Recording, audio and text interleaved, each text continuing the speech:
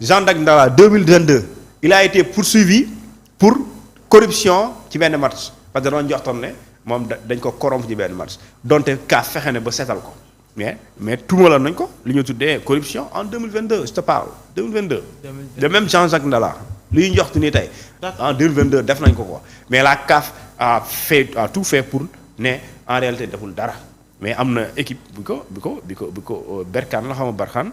Berkane su ma juulee da ko porté plainte pour corruption mais la CAF l'a blanchi léegi soo paree si loolu ñu ne la fédération marocaine bii tey. taxaw na ñun la ñuy porté plainte fédération boobu ki ko maanaam ki bind communiqué bi ki ko signé. waaw kooku c'est-à-dire que dafa am conflit d'intérêt manifeste c'est-à-dire que moom il est mal placé pour porter plainte contre le Sénégal pourquoi parce que lui il s'appelle Fouzi Lekza. Fouzi Lekza, c'est le deuxième président de la Fédération africaine de football, CAF. Deuxième vice-président. Deuxième. Ok. Deuxièmement, c'est le président de la commission des finances de la CAF. Troisièmement, c'est moom mooy présider le comité bi war a dox organiser coupe du monde bi war a am en 2030. Maroc. Espagne ak Portugal bu ko organiser maanaam ñu def lu ñu suñu ko appelle une co-organisation moom moo koy présider ce Fouzi Lekza ci wàllum politique moom moo doon dafa am rang de ministre bu doon Sénégal rang de ministre la moom dafa nekk Maroc un ministre en charge du budget marocain moom moo ko yore waaye kooku moo bind communiqué au nom de la fédération royale marocaine de football pour ne dafay porter plainte Sénégal à la CAF boobu moom moo nekk le deuxième vice-président moom moo nekk le président de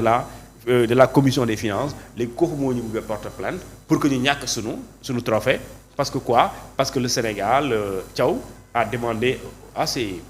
garçons ñu génn ci terrain bi mais le pourquoi il faut poser cette question dama ne face à une injustice on n'est pas obligé de subir d'accord bindkat bi waxoon na ko nègre bu nangu ñu teg la métit te nga am droit wax non kenn warul la yërëm et je pense que fii dépassé na le temps yooyu le Maroc ne peut pas être au-dessus d'accord bëgg a violer le règlement intérieur appliquer ce qu'on appelle une genre dictature mais pare nga ne kenn da ngay dund da ngay subir mais pare dans le communiqué on dit on doit respecter la décision des arbitres si l'arbitre ne dit pas la vérité est-ce qu'on doit respecter ça dama ne une décision injuste mënuñ ko respecter et cette décision l'arbitrage du dimanche a été tout sauf du sérieux et je pense qu'il y a aucune dose d'impartialité et le Sénégal n'est pas obligé de subir et on va subir. C'est important. En ce cas, le rôle de la presse sénégalaise c'est de défendre le Sénégal parce que le Sénégal moo nekk ci dëgg et aussi dévoiler toutes ces magouilles-là et toutes ces manipulations et tout ce complot qui se dessine gis naa presse internationale bi di ci wax mais ce monsieur-là voilà ce réalisateur bi elle a bien fait ces réalisatrices kii mooy Fouzi Lekza. Alors ce monsieur-là est-ce qu'il a des leçons à nous donner? Aucune leçon. Et on ne reçoit pas d'ailleurs. D'accord. Voilà. muy ni le Marocain donc bokk ci ñi nga xam ne ñooy diriger CAF bëgg a continuer aussi bokk ci ñu ñuy plainte donc ñu am yaakaar ni rek kon les sanctions mën na bañ a metti ci ñun parce que am nañu ay avocats yoo xam ne déjà ñoom am nañu expérience ci yëf yi tey ña nga fa léegi nag dañuy jeexal ci phase boobu ak 18 wala 17 sénégalais la ñuy wax parce que benn bi c'est un algérien su fekkee confirmé nañ ko donc ñoom itam ñu teg leen fa loxo yoon moo leen fa teg loxo parce que dañu jàpp ne ci stade ba am na yëngu-yëngal yu ñu fa doon def loolu ñoom nga jàpp ne ban risque la ñuy courir ban nouvelle bi ci nekk nag mooy ubbiwuñu information judiciaire ci ñoom flagrant délit ci lañ leen di juger yan risque moo leen ci mën a fekk ak ban taxawaay la ci gouvernement rawatina jëwriñ ji ñu dénk wàllu yoon ak yoonal lëkkaloog ki yor affaire étrangère war a taxawee. waaw je pense que li am d'abord mooy dañuy dénoncer le fait que ñu arrêté sunu concitoyens yooyu pare téye leen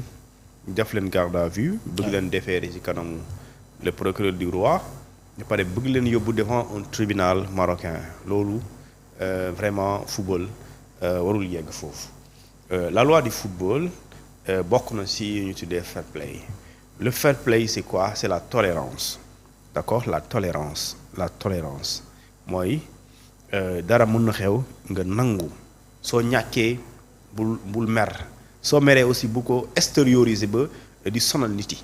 donc li am Maroc mooy ces sénégalais yooyu nga jàpp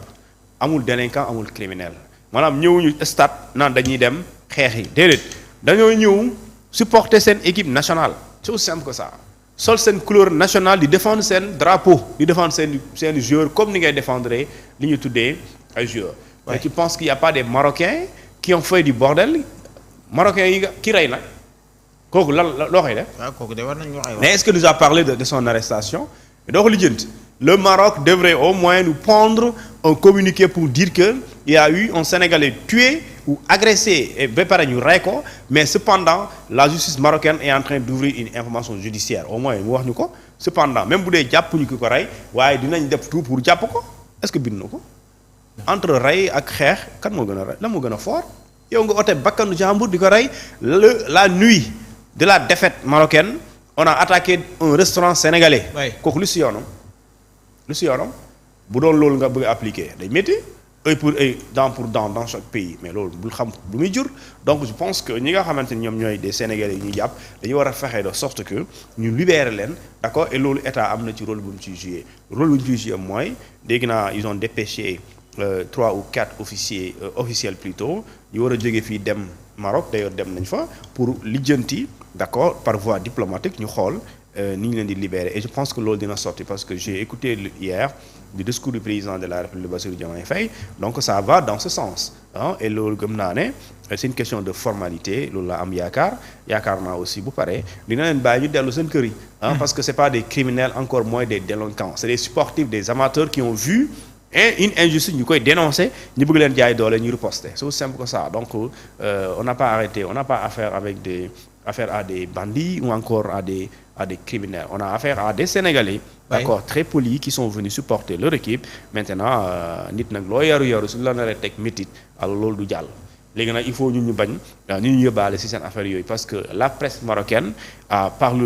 nous parle de personnes tuées absolument benn Marocain deewul c'est faux rek marocain nee na y a un stadier tué kenn deewul kooku deewul kon lu ñu bëgg rek mooy gàkkal sunu der pour justifier seen yëfi dof yi seen ñàkk yar yi waruñ ko justifier ci amul kenn ku dee sénégalais reyuñ kenn gaañuñu kenn donc kon bu ñu laaxatu ginnaaw am na marocain bu ñu rey moo tax ñun aussi ñu ngi leen di def lu ñuy def démb image yu génn tu penses que loolu rafet na nga jël ay nit agressé leen dagg seen yaram xotti seen mais loolu rafet na c'est pas joli c'est vraiment honteux ci entre ñaari réew yi nga xamante ne nee ngañ vous êtes dans 2 pays frères vous êtes également 2 républiques sœurs comment lan la paaka di xaj diggante seeni doom xaju fa donc autant état du Sénégal war na def effort protéger seeni doom mais aussi le royaume chérifien doit tout faire pour que ces Marocains là assoiffés de sang qu'ils arrêtent tout de suite de blesser d'agresser à tort nos concitoyens parce que loolu jëmul kër baaxul dañ ko bàyyi mënuñu fexe ba arrière le temps bi c'est irréversible nous avons gagné on a célébré d'ailleurs suñu joueurs yi sax commencé nañ ñibbi dootu fi ñëwati c'est quoi le problème on a gagné ils ont attendu 50 ans pour amuñu ils n'ont qu'à attendre les 4 ans pour ñu xool effectivement waaw wala d'ici 2028 il y aura beneen CAN waaw boobaa ngeen jéem a xool nu ngeen def ba am dara seen CAN 1976 yooyu ngeen ñu sonal waaw yàgg nañ ci trop yàgg na waaw seen trophée boobu nga xam ne pënd na bokkuñu donc il faut être patient les Marocains ngeen utiwaat yàlla jeexul donc damay ñëw rek ci benn mbir moo xam ne xew na démb ca ba ñuy def cérémonie de réception bi ci ñi nga xam ne ñoo di équipe nationale doon leen sargal fële ca palais ba dafa am lu Youssou Ndour wax football dafa mën a boole moom ci boppam démb gis nañu ko mu am benn poignée de main bu dox digganteem ak le premier ministre dox digganteem ak président assemblée nationale mais aussi digganteem ak président de la république du Sénégal di Bassirou Diomaye Faye muy firndeel ni kon bu doon aw ay am na ci diggante yooyu yëpp